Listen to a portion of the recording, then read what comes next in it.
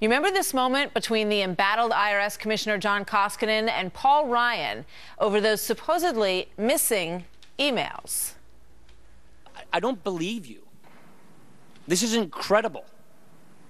I have a long career. That's the first time anybody has said that you do not believe me. I don't believe you. That's fine. We can have a disagreement. Oof.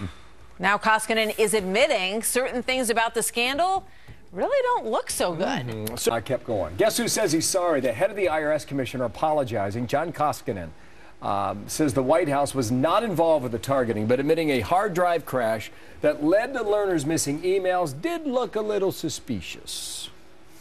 It's a serious matter. I've been around Washington a long time, and when evidence is not available, it's a potentially criminal? I don't know whether it's criminal or not, but certainly we need to get to the bottom of it. Worthy of a criminal investigation? I don't think so at this time there's any evidence of that. And in fact, if Ms. Lerner were destroying emails, she wouldn't have kept making them. All of the emails you've read in public that the House committees have been putting out were all emails she wrote that we provided. Well, there's a lot to talk about this interview. Rich Lowry, editor, National Review, Fox News contributor, good morning to you. Hey, Bill. He also said, quote, "I apologize to anybody who ever had their applications held up needlessly. Everybody needs to be confident the IRS will treat them fairly no matter who they are." Republicans, Democrats, on he went.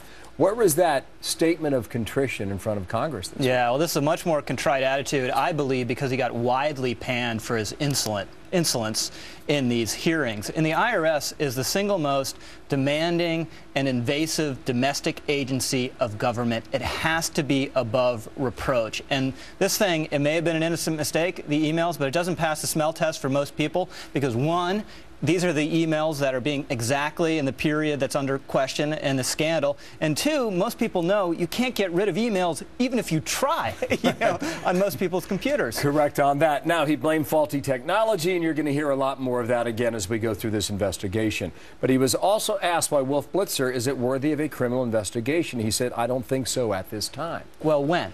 When is it going to be worthy of investigation? And this is another element of this scandal, Bill, is one, they don't tell Congress until 2 weeks ago that these things are gone forever, even though they're subpoenaed twice last year. And two, the President of the United States said we're going to get to the bottom of this a year ago when he expressed his initial outrage, which has kind of gone away over time, and Eric Holder has basically done nothing. He's appointed a partisan Democrat to investigate the matter. There's been no investigation evident. The House has held Lerner in contempt. It's referred to the D.C. Attorney and U.S. Attorney, and nothing's happening with that either. So he also was asked about whether or not outside forces should investigate. This is what he said. Roll it. Well, the Congress has asked the Inspector General, the Treasury Inspector General for Tax Administration, to do an investigation.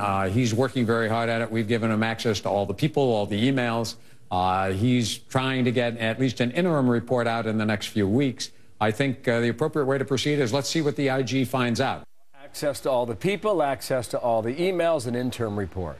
We know what happened in the State Department when they did an internal report known as the ARB. They never even talked to Hillary Clinton.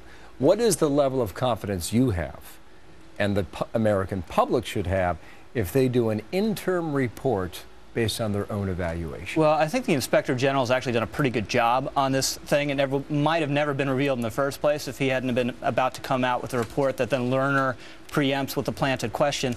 But there should be a level of outrage within the administration about this if they're being sincere. The President of the United States tomorrow could tell every single agency in the government, including the White House, if you received an email from Lois Lerner, find it now. Phony scandal, yeah, Rich. What do you mean? You could tell the FBI director to go and do a forensic review of this. And clearly his initial expression of outrage was just to get through the initial couple news cycles and then hope it all goes away, exactly their approach in Benghazi. Okay, more to come. Thank you so much, Rich Lowry. Appreciate it. Thank you, Bill. All right, Martha.